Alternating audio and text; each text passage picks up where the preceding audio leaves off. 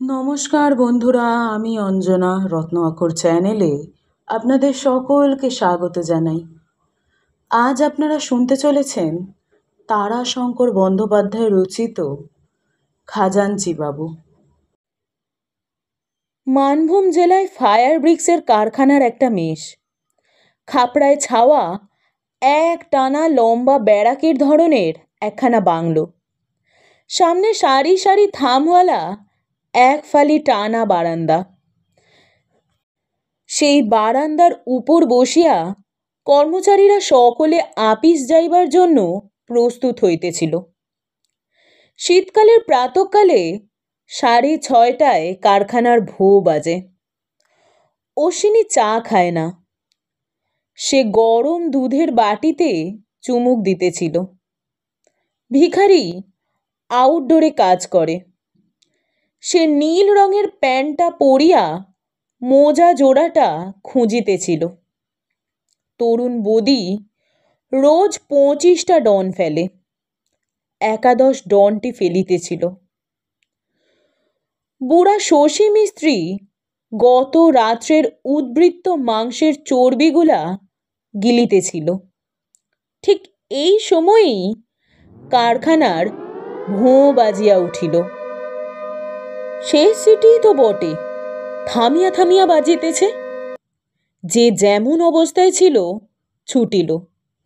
Manager নূতন লোক, সাহেবী মেজাজ, তাহার নূতন বন্দোবস্তের নিয়ম হইয়াছে 6:30টা সিটি বাজিবার 5 মিনিটের মধ্যেই সকলকে আপিসে আসিয়া হাজিরা বই সই করিতে হইবে। তাহার অধিক 1 মিনিটও বিলম্ব হইলে অর্ধেক দিন অনুপস্থিত লেখা হইবে। বদি একাদশ ডনটাতে ব্যায়াম শেষ করিয়া লাফ দিয়া উঠিয়া বলিল, স্লেভারি! ওহ! সে তাড়াতাড়ি একটা জামা টানিয়া লইয়া বাহির হইয়া পড়িল। আপিসে আসিয়া সে দেখিল সেখানে রীতিমতো যুদ্ধ আরম্ভ হইয়া গিয়াছে। সার্ভেয়ার খাজাঞ্চিকে বলিতেছে, হু আর ইউ? তুমি কে? What right? কে তোমাকে সিটি দেওয়ার হুকুম দিতে রাইট দিয়েছে? হু আর ইউ? বদি ঘড়ির দিকে চাহিয়া দেখিল 6:30টা বাজিতে এখনো 5 মিনিট দেরি আছে, অর্থাৎ প্রায় 10 মিনিট পূর্বে সিটি দেওয়া হইয়াছে। রক্ত যেন তাহার মাথায় চড়িয়া গেল। সে ঘুষি পাকাইয়া খাজাঞ্চির নাকের কাছে আসিয়া বলিল, ইয়ে কোথাকার! কি হয়েছে আপনাদের? নূতন ম্যানেজার সাহেবের কণ্ঠস্বর। সঙ্গে সঙ্গে সব চুপ হইয়া গেল। বৃদ্ধ খাজাঞ্চি হাঁপ ছাড়িয়া বাঁচিল। সে ঈষৎ উৎসাহের সহিত বলিল, স্যার, কাল থেকে অনেক কাজ বাকি পড়ে আছে, গাড়ি লোডিং শেষ হয়নি। 10 নম্বর কিলেন। বাধা দিয়া ম্যানেজার বলিলেন, সে হিসেব আমি চাইনি, আমি জানতে চাই এ গোলমাল কিসের জন্যে। খাজাঞ্চি হতবাক হইয়া গেল। সে ফ্যাল ফ্যাল করিয়া চাহিয়া রহিল শুধু। সার্ভেয়ার সকলের মধ্যে পদস্থ ব্যক্তি। সে অগ্রসর হইয়া আসিয়া কহিল, স্যার, কাল থেকে আপনি অর্ডার দিয়েছেন সকাল 6:30টায় কাজ আরম্ভ হবে। আসতে 5 মিনিটের বেশি দেরি হলে হাফ ডেজ ওয়ার্ক কাটা যাবে। শীতকালের দিন স্যার, আর খাজাঞ্চি বাবু এসে 6:20 মানে 10 মিনিট আগে সিটি দিতে হুকুম দিয়েছেন। আমাদের কারো খাওয়া হয়নি স্যার, মুখের চা পর্যন্ত ফেলে এসেছি। ম্যানেজার ঘড়ির দিকে চাহিয়া দেখিলেন 6:30টার তখনও 2 মিনিট বিলম্ব আছে। নিজের হাত ঘড়িটার দিকে চাহিয়া দেখিলেন সে ঘড়িটাও ঠিক তাহাই বলিতেছে। ম্যানেজার বলিলেন, ওয়েল, আধ ঘন্টা কাজ করে আপনারা আপনাদের ডিপার্টমেন্টের কাজটা চালু করে দিন, তারপর গিয়ে সব খেয়ে আসুন। 7টা থেকে 7:30 পর্যন্ত আপনাদের আজ ছুটি থাকলো। যান যান সব। মিনিট দুয়ের মধ্যে আপিসটা পরিষ্কার হইয়া গেল। খাজাঞ্চি আপনার আসনে গিয়া বসিল। ম্যানেজার বলিলেন, আপনি 10 মিনিট আগে সিটি দিতে হুকুম দিয়েছেন? খাজাঞ্চি বলিল, কাল থেকে অনেক কাজ বাকি আছে স্যার, লোডিং শেষ হয়নি। অসহিষ্ণুভাবে ম্যানেজার বলিলেন, সেসব আমি জানি, আমি যা জিজ্ঞাসা করছি তারই উত্তর দিন। ফ্যাল ফ্যাল করিয়া ম্যানেজারের মুখের দিকে চাহিয়া খাজাঞ্চি বলিল, হ্যাঁ স্যার। কেন? ঘন্টা বা সিটি দিতে হুকুম দেওয়ার ভার তো আপনার উপর নেই। কাল থেকে অনেক কাজ বাকি পড়ে আছে স্যার, লোডিং শেষ হয়নি। 10 নম্বর কিলেন। আপনি কি কারখানার মালিক? না স্যার। আজ আপনাকে মাফ করলাম, কিন্তু এমন যেন আর না হয়। ম্যানেজার গটগট করিয়া চলিয়া গেলেন। শীতের দিনেও খাজাঞ্চি ঘামিয়া উঠিয়াছিল। বেচারি কপালের ঘাম মুছিয়া আপনার কাজে মন দিল।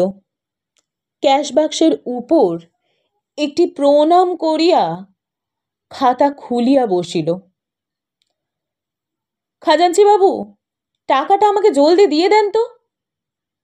স্টোর ডিপার্টমেন্টের পিয়ন একখানা ভাউচার ফেলে দিল। ম্যানেজারের সই করা ভাউচারটা 110 টাকা দিতে হইবে। খাজাঞ্চি বলিল, এত টাকা কি হবে, খড় কিনতে হবে। তা দাঁড়াও বাপু, একবার শুধিয়ে আসি। ভাউচারখানি হাতে করিয়া খাজাঞ্চি ম্যানেজারের ঘরের দরজায় আসিয়া দাঁড়াইল। পর্দা ঠেলিয়া ঘরে ঢুকিতে ভয় হইতেছিল। সে ফিরিল, কিন্তু আবার ফিরিয়া গিয়া বাহির হইতে ডাকিল, স্যার আসুন, এই ভাউচারটার টাকা। ম্যানেজার তাহার মুখের দিকে চাহিয়া বলিলেন, টাকা কি কম আছে? মাথা চুলকাইয়া খাজাঞ্চি বলিল, আগে না, তবে। তবে আজ কি কোনো বড় পেমেন্ট আছে? আগে না, দেব কিনা তাই শুধোচ্ছি। সবিষয়ে খাজাঞ্চির মুখের দিকে চাহিয়া ম্যানেজার বলিলেন, মানে, হোয়াট ডু ইউ মিন? ভাউচারে যখন সই করেছি তখনই তো আমি দিতে বলেছি। একটা সেলাম করিয়া খাজাঞ্চি সঙ্গে সঙ্গে বাহির হইয়া আসিল। ম্যানেজার আন্দোলিত পর্দাটার দিকে চাহিয়া বলিলেন, ইডিয়েট। বাক্স খুলিয়া টাকা গুনিয়া গাঁথিয়া পিয়নকে দিয়া খাজাঞ্চি বলিল, সই করো। পিয়ন সই করিয়া দিল। টাকা লইয়া সে চলিয়া যাইতেছিল, কিন্তু খাজাঞ্চি বলিল, শোনো শোনো। কি? দাঁড়াও তো, আর একবার গুনে দেখি, ভুল হলো না তো। আবার দেখিয়া শুনিয়া দিয়া খাজাঞ্চি খাতায় খরচ লিখিল, স্টোর খাতে খরচ। তারপর ম্যানেজারের ঘরের দিকে চলিয়া গেল। স্যার আসুন। কি কি বলছেন আবার? আগে খড়ের টাকাটা দিয়ে দিলাম। ম্যানেজার অবাক হইয়া খাজাঞ্চির মুখের দিকে চাহিয়া রহিলেন। খাজাঞ্চি একটা সেলাম করিয়া বাহির হইয়া আসিল। 12টার ভোঁ বাজিল। স্নানাহারের জন্য এখন 1.5 ঘন্টা ছুটি। মেশে আসিয়া খাজাঞ্চি আপনার নিয়ম মতো জুতা জোড়াটি ঘরের ঠিক মধ্যস্থলে খুলিয়া রাখিল। তারপর গায়ের জামা খুলিয়া ঘটি ও গামছা হাতে বারান্দার 3 নম্বর থামের খাটালটিতে বসিয়া তেল মাখিতে লাগিল। স্টোর কিপার ওদিকে তেল মাখিতেছিল। সে প্রশ্ন করিল, পোদ্দা, নতুন সাহেব লোক কেমন? খাজাঞ্চির নামও বদিবাবু। খাজাঞ্চি উত্তর দিল, ভালো লোক, পাকা লোক। চিঠি যা আজ লিখছিল খসখস করে, জলের মতো কলম চলছে যেন। বালতি ও ঘটি হাতে খাজাঞ্চি উঠিয়া দাঁড়াইল। লম্বা বারান্দাটায় জল রাখিবার জন্য প্রত্যেক ঘরের সম্মুখে একটি করিয়া লোহার জালা রক্ষিত ছিল। খাজাঞ্চি প্রত্যেক জালা হইতে 2 ঘটি করিয়া জল তুলিয়া নিজের বালতিটি ভর্তি করিয়া লইল। তারপর সম্মুখের পোড়ো জমিটার দক্ষিণ পশ্চিম কোণের পাথরটায় স্নান করিতে বসিল। ওপাশে ম্যানেজার সাহেব তখন ঘর দেখিতে ঢুকিলেন। সমস্ত ঘর মেরামত ও চুনকাম করা হইবে, তাহারই ব্যবস্থা করিতেছিলেন। খাজাঞ্চি স্নান সারিয়া ঘরে আসিয়া ঢুকিল। জয় জয় মা কালী। সে গামছা পরিয়া বিব্রত হইয়া উঠিল। ঘরে ম্যানেজার দাঁড়াইয়া। ম্যানেজার বলিলেন, আপনি এ ঘরে থাকেন? আগে হ্যাঁ স্যার, আর গোবিন্দ থাকে। কিন্তু কিরকমভাবে সিট সাজিয়েছেন? একটা উত্তর দক্ষিণে, একটা পূর্ব পশ্চিমে। এই এই খালাসি, এই সিটটা ঘুরিয়ে দে তো, এইটাকে উত্তর দক্ষিণে করে দে। কি ঘরের মাঝখানে জুতো? বলিয়া তিনি নিজেই পায়ে করিয়া জুতো জোড়াটা একপাশে ঠেলিয়া দিলেন। নূতন বন্দোবস্ত করিয়া দিয়া লোকজন সহ ম্যানেজার বাহির হইয়া গেলেন। খাজাঞ্চির সিটটাই ঘুরাইয়া দেওয়া হইয়াছিল। সে কিছুক্ষণ হতভম্বের মতো দাঁড়াইয়া থাকিয়া তাড়াতাড়ি সেই গামছা পরিয়া বাহির হইয়া গেল। ম্যানেজার তখন শশী মিস্ত্রির ঘরে তামাকের গুল ও দেওয়ালে হাত মোছা তেলকালি ও মাংসের হলুদের দাগ লইয়া পড়িয়াছেন। তাহার প্যান্টের পিছনে পর্যন্ত হলুদ ও কালির দাগ। স্যার, ম্যানেজার ফিরিয়া দেখিলেন খাজাঞ্চি। কি বলছেন? কাপড় ছাড়েননি এখনো আপনি? যান যান, কাপড় ছেড়ে আসুন। স্যার, আজ 14 বছর আমার সিটটা এমনই ভাবে আছে স্যার। ম্যানেজার অবাক হইয়া গেলেন। বলিলেন, কি বলছেন আপনি? আমার সিটটা? হঠাৎ রুষ্ট হইয়া ম্যানেজার বলিলেন, না না, আপনার জন্য অন্যের অসুবিধা হতে পারে না। খাজাঞ্চি ফিরিয়া আসিয়া ঘরের মধ্যে হতভম্বের মতো দাঁড়াইয়া রহিল। রুমমেট গোবিন্দ স্নানান্তে চুল আঁচড়াইতেছিল। সে বলিল, কাপড় ছাড়ুন। খাজাঞ্চি বলিল, একবার তক্তপোষটা ধরো তো ভাই গোবিন্দ। গোবিন্দ অত্যন্ত ভালো মানুষ। সে বলিল, ম্যানেজার বাবু যে। ততক্ষণে তক্তপোষের এক প্রান্ত ধরিয়া খাজাঞ্চি বলিল, ওরে বাবা, এই কারখানায় এসে অবধি এই ঘরটাতে, এই তক্তায়, ওই পূর্ব শিয়রে আমি আছি। ও আমি বদল করব না। গোবিন্দ আর প্রতিবাদ করিল না। তক্তাপোষের অপর প্রান্তটা সে আসিয়া ধরিল। তক্তাপোষটা যথাস্থানে ঘুরাইয়া পাতিয়াই খাজাঞ্চি সর্বাগ্রে জুতো জোড়াটি তুলিয়া সেই ঘরের মধ্যস্থলে আনিয়া রাখিয়া দিল। সন্ধ্যার সময় খাজাঞ্চি ফিরিয়া আসিয়া ঘরে ঢুকিয়াই থমকাইয়া দাঁড়াইল। তারপর বিষম চটিয়া বলিল, না, এখানকার অন্য আমার ঘুচলে এরা। আচ্ছা, হুক ওকে নামিয়ে দিলে আমার? গোবিন্দ বলিল, ম্যানেজারবাবু আবার সন্ধ্যাবেলায় এসেছিলেন। বিশেষ করে বলে গেলেন, হুঁকও ওখানে রাখবেন না। তক্তাপোষ ঘুরিয়েছেন কিন্তু জানলায় হুঁকো আর ঘরের মাঝখানে জুতো এ রাখা হবে না।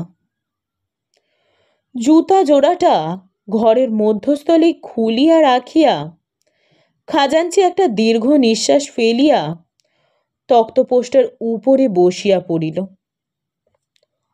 আবার উঠিয়া সে জুতা জোড়াটা সরাইয়া রাখিল।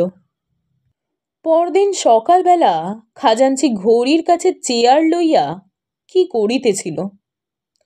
জুতার শব্দে মুখ ফিরাইয়া দেখিল ম্যানেজার নিজের হাত ঘড়িটা দেখিতে দেখিতে চলিয়াছেন।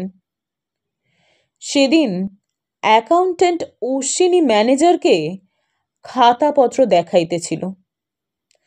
ক্যাশ খাতা দেখিয়া ম্যানেজার বলিলেন, এ কি লেখা?